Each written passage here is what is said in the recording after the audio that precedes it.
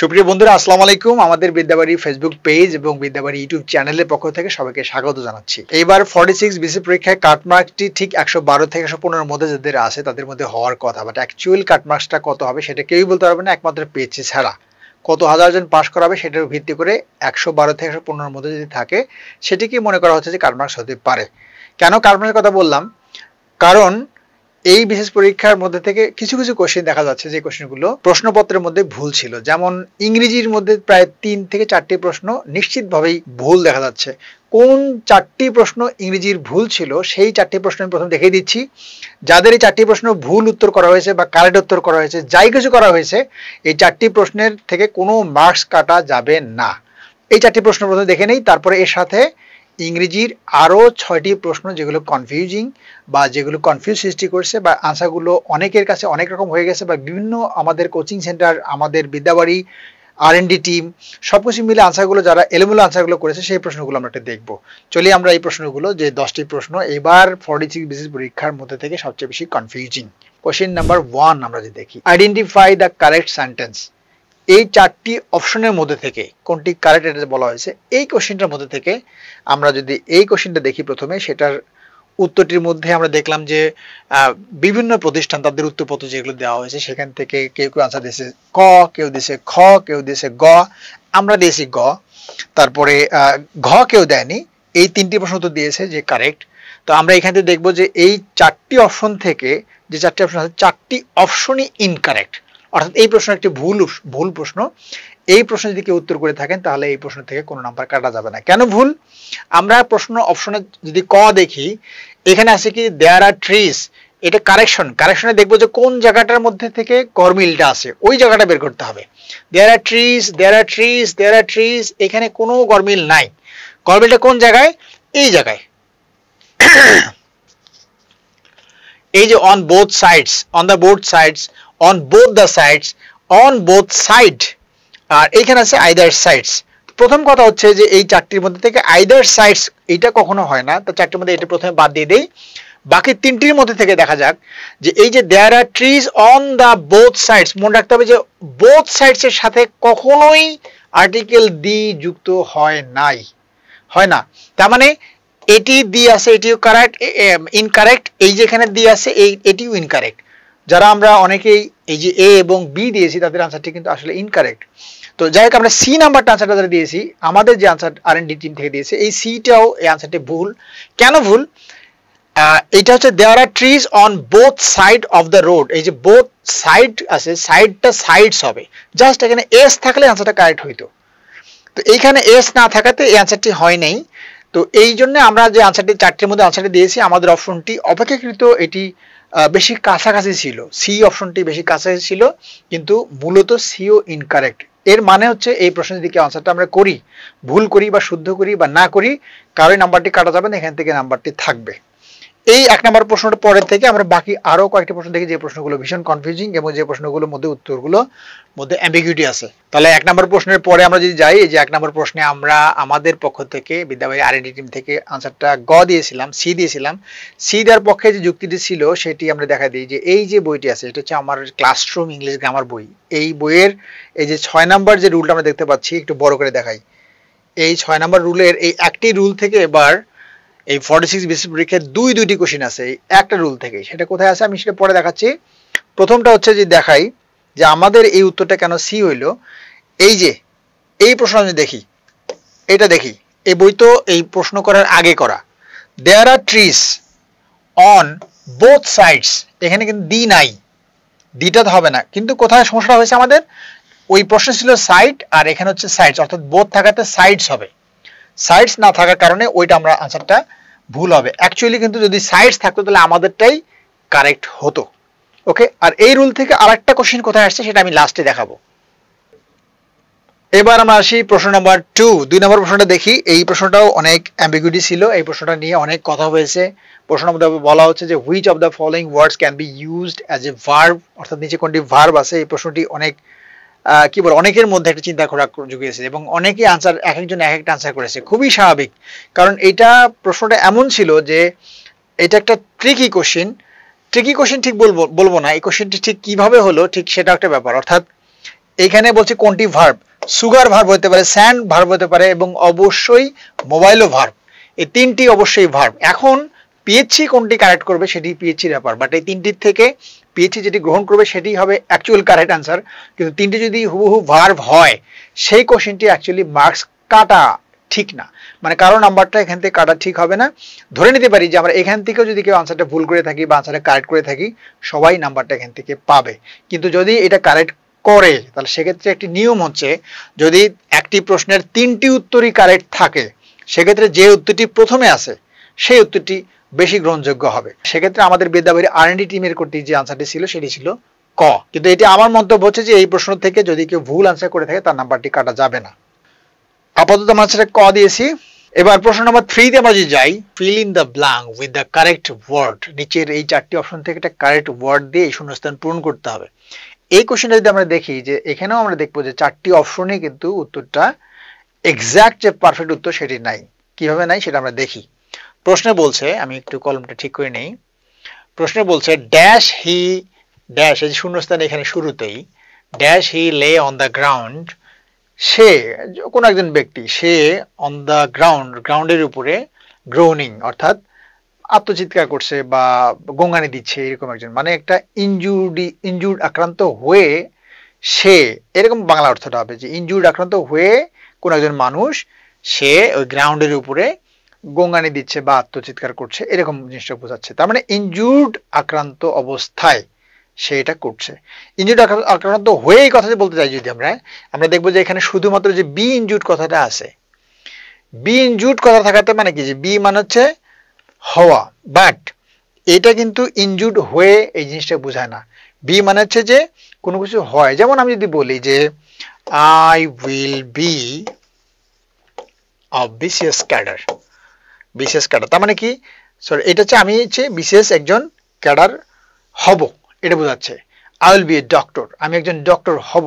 তাহলে I will be injured, I will be injured মানে আমি ইনজুর্ড হব, এটা বোঝাচ্ছে। বাট নট দ্যাট যে মানে আমি ইনজুর্ড হয়ে, এই কথাটা বোঝাচ্ছে না। বাট যদি এটা এরকম থাকতো যে বি এরকম থাকতো, বিং ইনজুর্ড যদি থাকতো তাহলে কিন্তু এই উত্তরটা হয়ে যেত। বিং ইনজুর্ড বললেই হয়ে যেত। বিং মানে ইনজুর্ড হয়ে সে লে অন দ্য গ্রাউন্ড, অর্থাৎ গ্রাউন্ডের উপরে শুয়ে পড়লো এবং কি করলো, গোঙানি দিচ্ছিল, শুয়ে পড়ে গোঙানি দিচ্ছিল, এরকম ব্যাপারটা হইতো। এখন প্রশ্ন হচ্ছে তাহলে হ্যাভিং ইনজুর্ড, এই উত্তরটা তো হতে পারে। ইনজুর্ড, ইনজুরিং হবে না। আর ইনজুর্ড যদি কথাটা বলি, ইনজুর্ড কথাটা হচ্ছে যে একেবারেই কি কোনো কিছু, যে একটা কর্ম, যে একটা কোনো একটা প্রত্যয় থাকবে সেখানে, সেটা নাই। অর্থাৎ ইনজুর্ড হয়ে যে এই কথাটা, ইনজুর্ড আক্রান্ত হওয়ার যে ব্যাপারটা সেটা বোঝাচ্ছে না, ডিরেক্ট ইনজুর্ড বোঝাচ্ছে। ইনজুর্ড হি এই কথাটা বোঝাচ্ছে। দ্যাটস ওয়াই এই আনসারটাও খুব একটা যায় না এখান থেকে অর্থগত দিক দিয়ে বা গ্রামাটিক্যাল দিক দিয়ে। কিন্তু এই জিনিসটা গ্রামাটিক্যালি কিন্তু কারেক্ট হয়। হ্যাভিং ইনজুর্ড মানে ইনজুর্ড আক্রান্ত অবস্থায়, মানে আমি যদি এই কথাটা খেয়াল করি যে এইখানে হ্যাভিং এবং বিং এই দুটোর মধ্যে পার্থক্যটা কি হবে। আমি যদি বিং বলি তাহলে কোনো কিছু হয়ে বোঝাবে, আর যদি হ্যাভিং বলি নিজে সরাসরি কোনো কিছু করা বোঝাবে। যেমন হ্যাভিং কমপ্লিটেড মাই টাস্ক মানে আমার কাজটি সম্পূর্ণ করে, হ্যাভিং ইটেন মাই রাইস বা having eaten rice I went to my bed. তার মানে হ্যাভিং ইটেন রাইস মানে কি, খাবার খেয়ে শেষ করে, অর্থাৎ নিজে কাজটি যখন সম্পন্ন করে তখন এই জায়গার মধ্যে হ্যাভিং শব্দটা ইউজ করা হয়। আর কোনো কিছু যখন নিজে হয় তখন হয় বিং শব্দটা ইউজ করা হয়। এই জায়গার মধ্যে থেকে বিং থাকলে এটি একেবারে পারফেক্ট আনসার হতো, কিন্তু বিং না থাকাতে আমরা এর থেকে অপেক্ষাকৃত এই আনসারটা গ্রহণ করতে পারি, সিটা গ্রহণ করতে পারি। বাট এটা খেয়াল করতে হবে যে সিটা ওইভাবে এক্সাক্ট যে মিনিংটা করা, সেই মিনিংটা এখান থেকে আসে না। দ্যাটস ওয়াই এই ক্ষেত্রেও আমার কাছে মনে হয় এই প্রশ্নটার ক্ষেত্রে যে এইখানে পিএইচসি ঠিক কোনটা আনসারটা ধরবে সেটা পিএইচসিরই উপরে ডিপেন্ড করবে। বাট এক্ষেত্রে আমার কাছে মনে হচ্ছে যে এখানে বিং ছিল প্রকৃত উত্তর। হয়তো কোনো টাইপিং মিস্টেক বা কোনো কারণে এটা বি ইনজুর্ড হয়ে গেছে, এখানেও একটা সুযোগ আছে যদি কারো ভুল হয় সেখান থেকে নাম্বারটা পাওয়ার। বাট আপাতত দৃষ্টিতে এই কোশ্চেনটির এই আনসারটি আমরা গ্রহণযোগ্য ধরে নিতে পারি চারটির মধ্যে থেকে, অপশন সি। কোশ্চেন নাম্বার 4-এ চলে যাই। 4-এ যে প্রশ্নটি আছে এটি তো আমরা সবাই দেখেছি যে এই 4-এর কোশ্চেনটার মধ্যে থেকে এই 4 নাম্বার কোশ্চেনে আমরা দেখি যে দ্য অ্যান্টোনিম অফ বয়স্টারাস ইজ, মানে এই বয়স্টারাস মানে শব্দপূর্ণ বা কোলাহলপূর্ণ, হ্যাঁ, শব্দপূর্ণ, সশব্দপূর্ণ, মানে একটা কেওয়াজ একটা ব্যাপার, সেটা হচ্ছে বয়স্টারাস। তো সেইটার উল্টাটা বলছে যে অ্যান্টোনিম কি হবে, সিনোনিম কিন্তু না। তাহলে এর অ্যান্টোনিম যদি হয়, এই বয়স্টারাস সিনোনিম কোনটা? সিনোনিম হচ্ছে নয়েজি, আনরুলি, যেটা কোনো রুল মানে না, সেটাকে মানে কি যে বিশৃঙ্খল, উশৃঙ্খল, শব্দপূর্ণ, চিয়ারফুল, এই সবই কিন্তু সিনোনিম। তার মানে এইটা হচ্ছে অ্যান্টোনিম। অ্যান্টোনিম চাওয়াতে এটা অবশ্যই ভুল, এটা অবশ্যই ভুল, এটা অবশ্যই 100% শিওর ভুল। তাহলে থাকলো শুধু কুইট।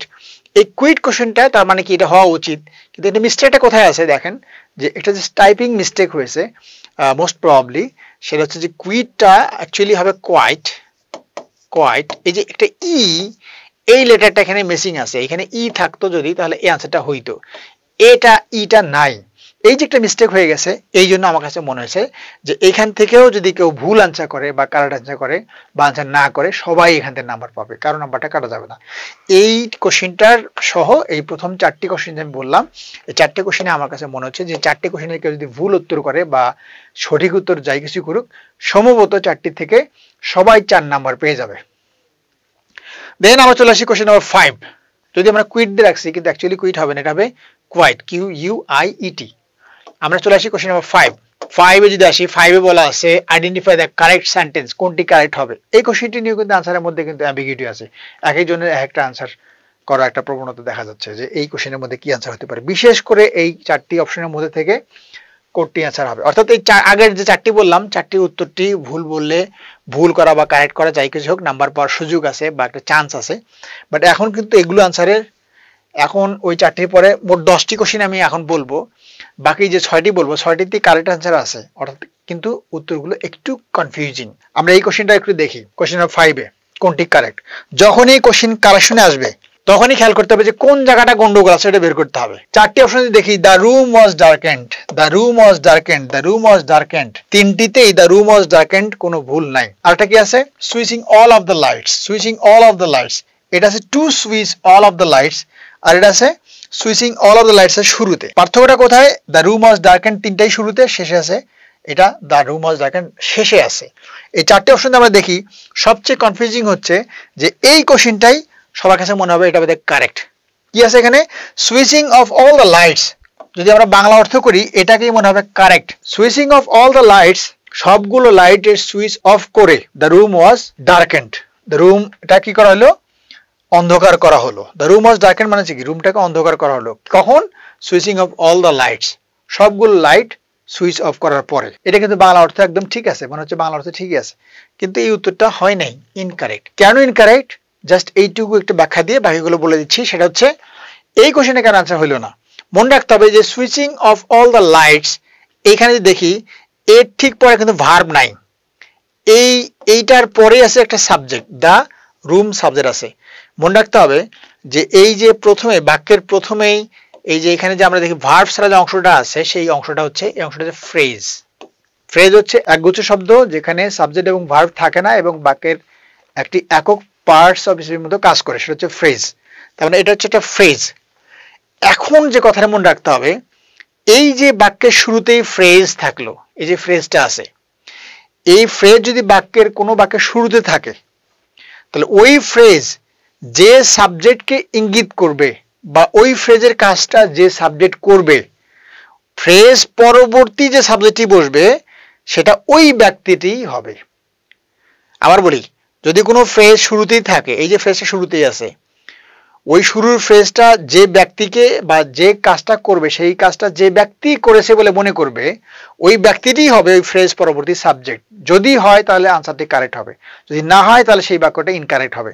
আমরা দেখি যে switching off all the lights, এই যে সবগুলো লাইট বন্ধ করে, এই বন্ধ করার কাজটা কে করছে, এই লাইটগুলো অবশ্যই কোনো ব্যক্তি বন্ধ করেছে, সুইচ অফ করেছে।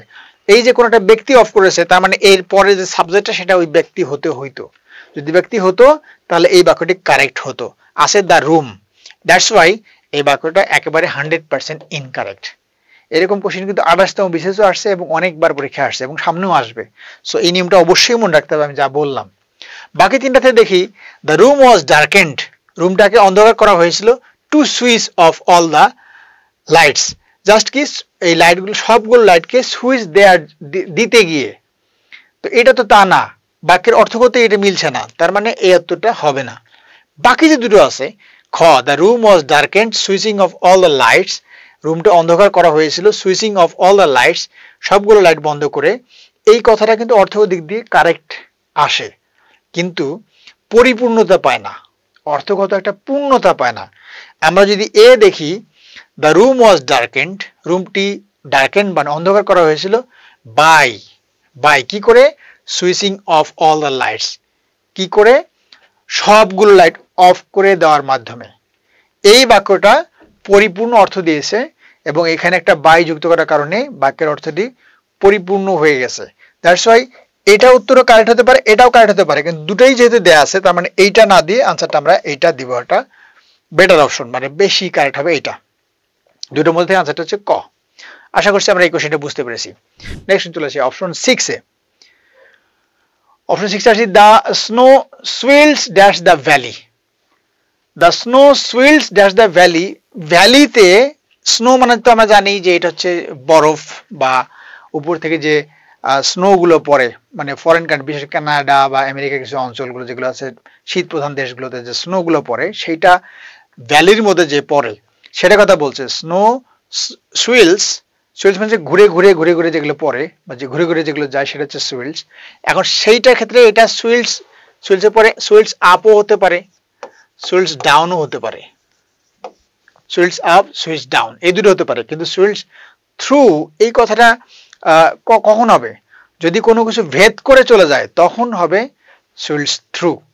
কিন্তু এখানে ভ্যালির কথা বলছে, ভ্যালিকে ভেদ করে যাবে না, ভ্যালির মধ্যে সাধারণত স্নো গুলো কি করে উপর থেকে পড়ে, নিচের দিকে পড়ে, নিচ থেকে কিন্তু স্নো গুলো উপর দিকে যায় না। তাহলে যদি উপর দিকে যেত তাহলে এটা আপ হইতো, যেহেতু স্নো গুলো নিচের দিকে পড়ে, ঘুরতে ঘুরতে নিচের দিকে ভ্যালিতে পড়বে, দ্যাটস ওয়াই এই আনসারটা হবে গ। এটিতেও আমাদের উত্তরগুলো অনেকেরই অনেকগুলো উত্তর হয়ে গেছে, বাট সঠিক উত্তরটা হবে ডাউন। আমরা এরপর চলে যাই কোশ্চেন নাম্বার 7 নাম্বারটা যাই একটু। 7 নাম্বারে কি আছে দেখি আমরা। 7 বলছে his dream that he will B BCS cadre finally came true. এই কোশ্চেনটা একটু কনফিউজিং কোশ্চেন আমরা হিসেবে ধরে নিতে পারি। কেন কনফিউজিং? যে his dream that he will B BCS cadre finally came true, এইটা কোশ্চেনটা আমরা যখন প্রথমে লাইভ নিয়েছি, আমাদের পেজের মধ্যে প্রথমে লাইভ ছিল, লাইভে আমরা খুব দ্রুততম সময় লাইভটি করি, প্রশ্ন পাওয়ার সাথে সাথেই এটা আমরা হাতে নিয়ে উত্তর করা শুরু করে দিয়েছিলাম। সেখানে আমাদের R&D টিম থেকে যে আনসারটা ছিল সেই আনসারের মধ্যে থেকে আনসারটা করা ছিল অ্যাডজেক্টিভ ক্লোজ। অ্যাডজেক্টিভ ক্লোজ কারণটা ছিল কি, যে হিজ ড্রিম, এই ড্রিমটা হচ্ছে একটা নাউন, নাউনের ঠিক পরে থাকাতে এটা সহজ দৃষ্টিতে মনে হচ্ছে বা স্বাভাবিক দৃষ্টিতে মনে হয় যে এটা নাউনটাকে মডিফাই করে, নাউনটাকে মডিফাই করে সেটা অবশ্যই অ্যাডজেক্টিভ ক্লোজ হয়। কিন্তু এই প্রশ্নটার মধ্যে যেটা আছে সেটা হচ্ছে ক্যাডার ফাইনালি কেম ট্রু, মানে এই মধ্যে থেকে এটা নিশ্চয়তা বোঝাচ্ছে যে এটা তার এটা হতেই পারে, মানে that he will be a BCS cadre, সে একজন বিসিএস ক্যাডার হবে, এই জিনিসটা তার এটা নিশ্চয়তা বোঝাচ্ছে। এই জিনিসটা হচ্ছে এই ড্রিমের একটি অ্যাপোজিটিভ, ড্রিমের অ্যাপোজিটিভ মানে ড্রিমের পরিপূরক, ওইটুকু আমরা আলাদা করে ধরি যে that he will B BCS cadre, it is his dream, আমরা দেখব যে অর্থটি পূর্ণ হয়। তার মানে এই অংশটি অবজেক্টের মতো কাজ করছে, মানে এই অংশে একটা অবজেক্ট হিসেবে এখানে কাজ করছে। যখন সাবজেক্ট থাকবে বা অবজেক্ট হিসেবে কাজ করবে সেটা অবশ্যই নাউন ক্লোজ হবে, এটিও হবে নাউন ক্লোজ। এই উত্তরটা হবে যেটি আমরা লাইভের একটা অংশে যে এটা কারেক্ট করে দিয়েছি, এইটি উত্তরটা অ্যাকচুয়ালি হবে, প্রথমে আমাদের ভুল ছিল পরে আমরা এটা কারেক্ট করে দিয়েছি, উত্তরটি হবে নাউন ক্লোজ। এরপরে কোশ্চেন নাম্বার 8 আমরা যদি আসি, কোশ্চেন নাম্বার 8 আমরা দেখতে পাচ্ছি যে এখানে আছে যে the submarine dip to avoid dash by the enemy plane. The submarine dip, dip হচ্ছে ডুবানো, ডাইভ, ডাইভ হচ্ছে মূল ভার্ব, ডাইভ থেকে হচ্ছে ডিপ, ডিপড, ওকে।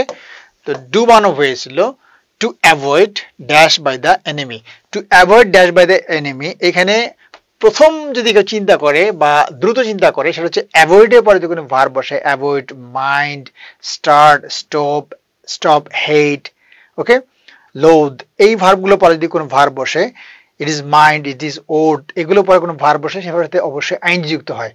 যে কারণে অ্যাভয়েড থাকার কারণে এখানে আইনযুক্ত ভার্ব প্রথম দৃশ্যে চোখে পড়ে এটা সিইং প্রথম দৃষ্টিতে এটার মধ্যে সিইং চলে আসে এবং সিইং ই দিয়ে দেয়। আমরাও ফার্স্ট যখন লাইভ নেই তখন এটা আমরা লাইভ অংশে সিইং বলে দিয়েছিলাম এবং পরক্ষণে আমরা এটা কারেকশন করে দিয়েছি, কিন্তু আনসারটা এই সিইংটা কিন্তু হবে না। সিইংটা কেন হবে না? যে এটা বাই দ্য এনিমি প্লেন, এই যে বাই দ্য এনিমি প্লেন আছে মানে এটা প্যাসিভে হবে। প্যাসিভে থাকলে কি হয় যে আগে একটা বিং যুক্ত হয়, বিং সিন, তাহলে এই বিংটা সিন যুক্ত হলো কি জন্য? যে ওই যে অ্যাভয়েড এর পরে ভার্ব বসলে ভার্বের আইন যুক্ত হয়, এটা নরমালি বি সিন, বি সিনটা হয়ে গেল কি বিং সিন, বিং এর সাথে আইন যুক্ত হলো। কেন আইন যুক্ত হলো, কেন বিং সিন হলো? এটা হচ্ছে যে এটা প্যাসিভ একটা ওয়েতে আছে, প্যাসিভ অর্থ থাকার কারণে এটা বাই দ্য এনিমি প্লেন থাকার কারণে এটা হচ্ছে বিং সিন হচ্ছে কারেক্ট অ্যান্সার। এই জন্য এটা একটা কনফিউজিং কোশ্চেন। আমরা 8 এর পরে 9 এ চলে যাই। 9 এ কি আছে? He is a man to depend on the underline parts is. এই যে কোশ্চেনটা দেখি, এটা একটা ফ্রেজ, নরমালি ফ্রেজ থেকে খুব কম প্রশ্ন বিশেষ পরীক্ষা আসে, এটা আসছে। এটা কিন্তু প্রথম দেখায় মনে হবে টু ডিপেন্ড অন, এটা একটা হচ্ছে প্রিপোজিশন ফ্রেজ, এটা মনে হবে, কারণ এটা শুরু আছে কি দিয়ে? প্রিপোজিশন দিয়ে শুরু আছে, তো এই জন্য মনে হবে প্রিপোজিশন ফ্রেজ, এবং অনেকেই হয়তো এটা প্রিপোজিশন ফ্রেজ চিন্তা করেছে যে প্রিপোজিশন ফ্রেজ আনসারটা অনেকেই দিয়েছে, কিন্তু এটা প্রিপোজিশন হবে না। কেন হবে না? যদিও টু ডিপেন্ড অন এটা প্রিপোজিশন দিয়ে শুরু আছে, কিন্তু এর আগে কি আছে? নাউন আছে। জাস্ট দেখতে হবে নাউনটাকে এই ফ্রেজ অংশটা কোনো মডিফাই করেছে কিনা। একটু আগে যে ক্লোজের বেলা আমরা দেখলাম, ঠিক ওইরকম ভাবেই দেখি। He is a man to depend on, he is a man, ওই ম্যানটা ডিপেন্ড অন মানে হচ্ছে যে নির্ভর করা যায়, নির্ভরশীল। He is a man to depend on, ওই লোকটা কেমন? ওই লোকটা হচ্ছে নির্ভরশীল, যাকে নির্ভর করা যায়, নির্ভরশীল। এই যে নির্ভরশীলতা বোঝাচ্ছে, এই জন্য এই অংশটা কি করছে? নাউনটাকে মডিফাই করেছে। দ্যাটস ওয়াই এটা অবশ্যই এটা কি হবে? অ্যাডজেক্টিভ ক্লোজ, অ্যাডজেক্টিভ ফ্রেজ হবে। এই উত্তরটা অ্যাডজেক্টিভ ফ্রেজ। কেন অ্যাডজেক্টিভ হলো? কেন প্রিপোজিশন ফ্রেজ হলো না? যদিও প্রিপোজিশন শুরু আছে, কিন্তু এটা আগের যে নাউন সেই নাউনকে মডিফাই করার কারণে এটা প্রিপোজিশন ফ্রেজ নয়, এটা হবে অ্যাডজেক্টিভ ফ্রেজ। দেন চলে আসে আমার লাস্ট কোশ্চেন। এই 10 নাম্বারটা বলে আজকে শেষ করব, এরপরে আরেকদিন এই 46 বিসিএস পরীক্ষার বাকি যে প্রশ্নগুলো ইংরেজির আছে, বিশেষ করে গ্রামারের পরে যে সাহিত্য অংশটা টোটালি পড়িয়ে দেব। আজকে শুধু এটা বলে শেষ করে দিচ্ছি। There is a coffee shop dash the street.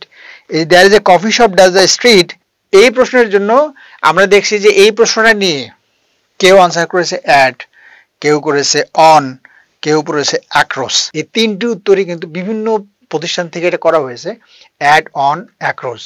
Actually কোনটা আনসার হবে? এই প্রশ্নটা আমরা দেখি, there is a coffee shop dash the street. এই যে স্ট্রিট তো আমরা বুঝি রাস্তা, তো রাস্তার কিছুটা বোঝাচ্ছে যে কোথাও এই কফি শপটা আছে। প্রিপোজিশন এখানে এমন একটা জিনিস, এটা কিন্তু অ্যাপ্রোপ্রিয়েট প্রিপোজিশন নয়, এটা হচ্ছে জেনারেল প্রিপোজিশন। তো এই প্রিপোজিশনটা কিভাবে বসবে?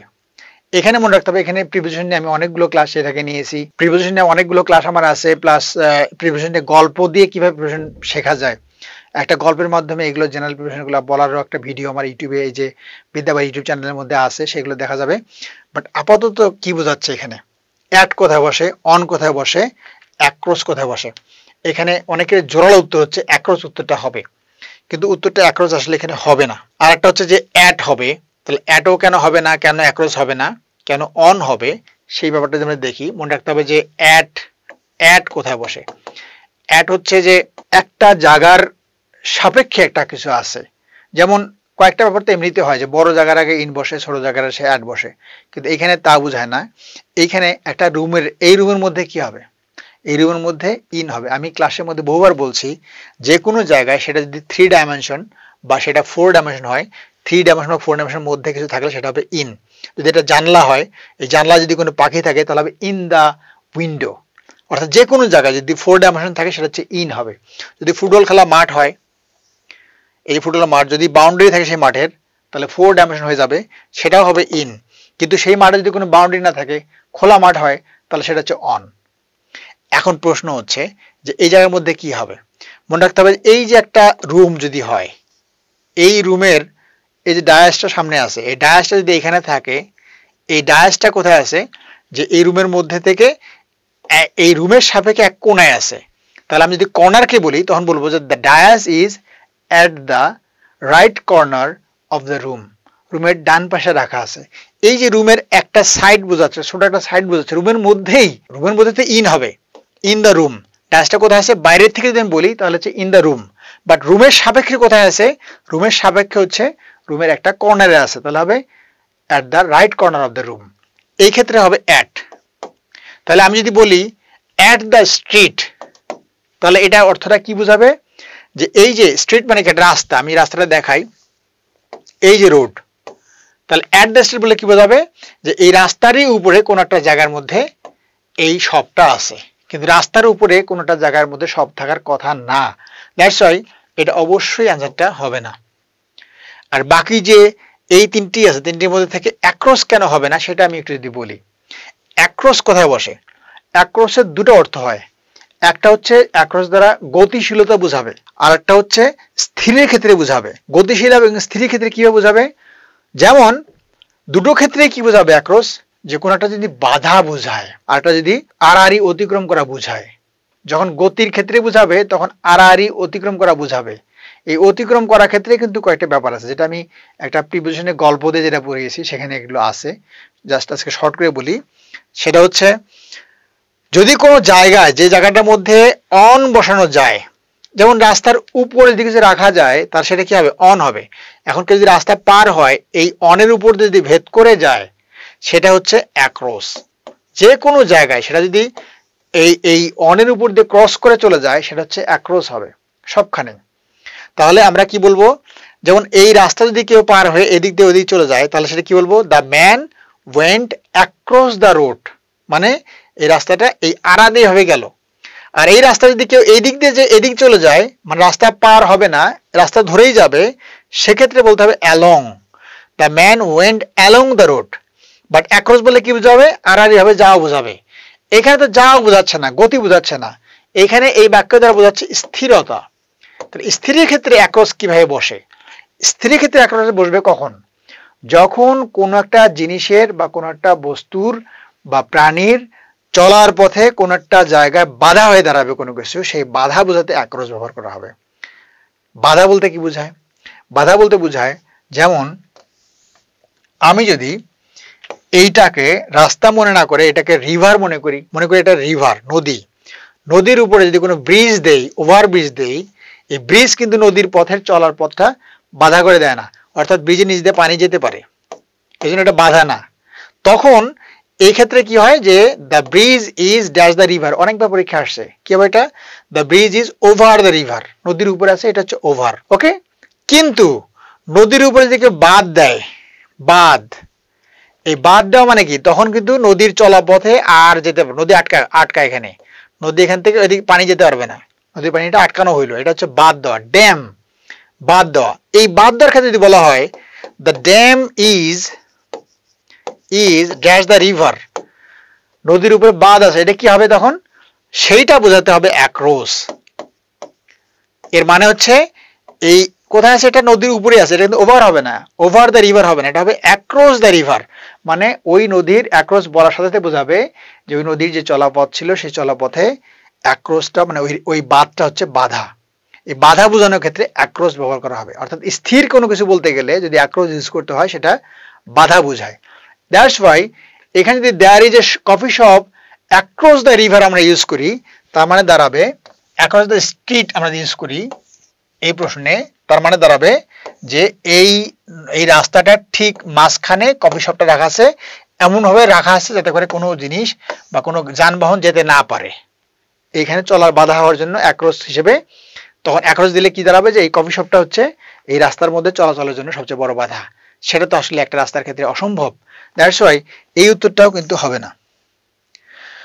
আর বিফোর মানে কি দাঁড়ায়? বিফোর মানে হচ্ছে মানে সামনে বোঝায়, কিন্তু এইখানে দেখা যাবে যে এই যে there is a coffee shop before the street, এই কথাটা এখানে বিফোরটা তো এমনিই হবে না, বিফোরটা কাটা থাকলো আমাদের কি অন। অন আমরা কেন দিলাম? অনেকেই অন দিল না, আমরা কেন অন দিয়েছি?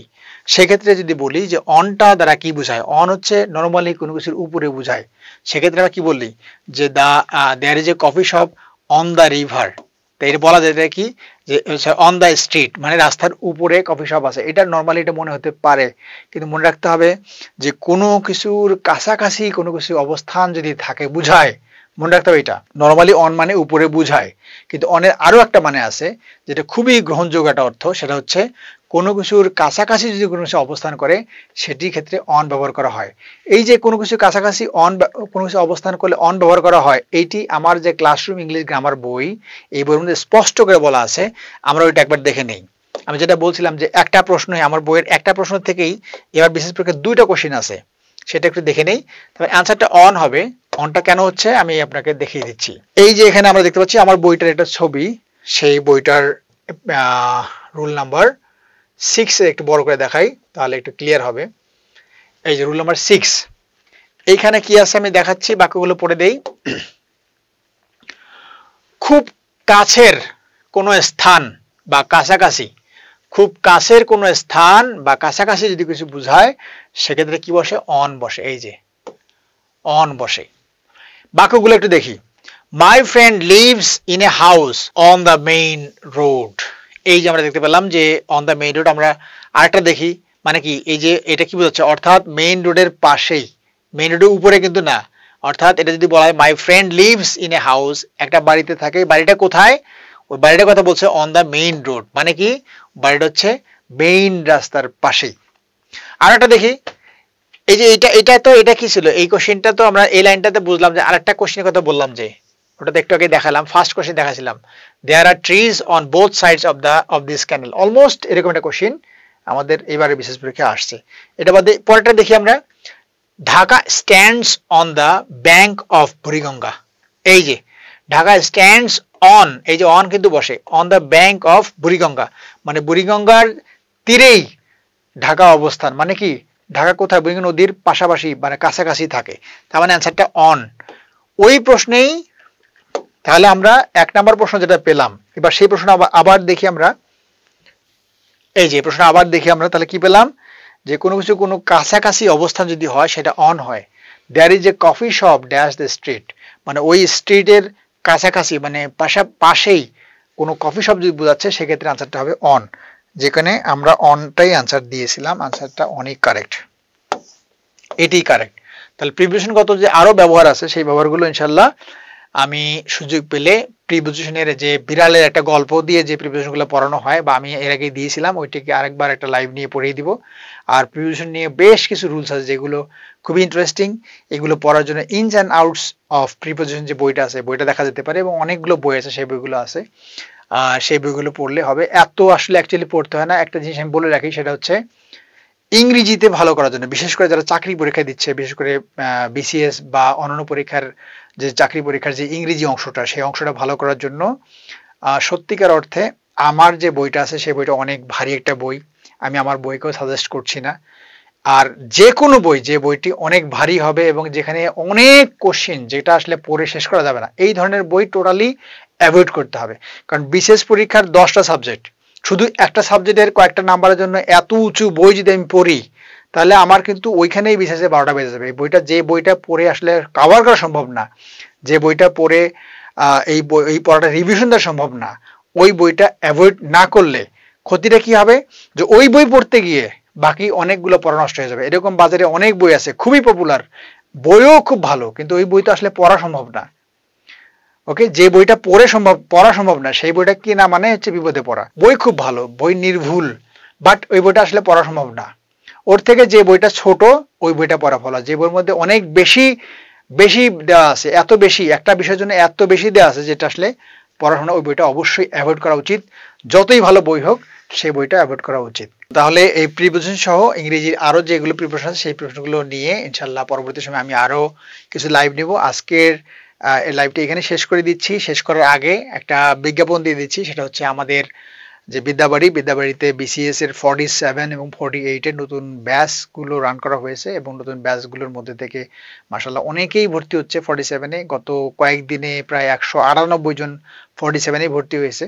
তো যারা 47 এবং 48 বিসিএস পরীক্ষায় অংশ নিতে চায়, কিংবা 11তম থেকে 20তম গ্রেড বা প্রাইমারি বা এনটিআরসির যে কোনো ব্যাচে ভর্তি হতে চায়, এই নাম্বারগুলো স্ক্রিনশট করে রাখতে পারেন, এবং এই নাম্বারগুলোতে ফোন দিলেই যে ব্যাচে ভর্তির জন্য দরকার, যে কোর্স করা দরকার, সেই কোর্স থেকে এখান থেকে নিয়ে নেবে। তো সবাইকে আজকের যে আমি 10টি কোশ্চেন বললাম, সেই 10টি কোশ্চেন কেমন লাগলো এটা কমেন্টে জানাতে হবে। আর এরপরে কোন ধরনের ভিডিও, কোন টপিকের উপর ভিডিও আমার কাছ থেকে চান সেটা একটু জানিয়ে দিলে আমি সেই ভিডিওগুলো করার চেষ্টা করব। সবার সুস্বাস্থ্য এবং সুন্দর জীবন কামনা করে আজকের লাইভটি এখানে শেষ করছি। আল্লাহ হাফেজ, টাটা।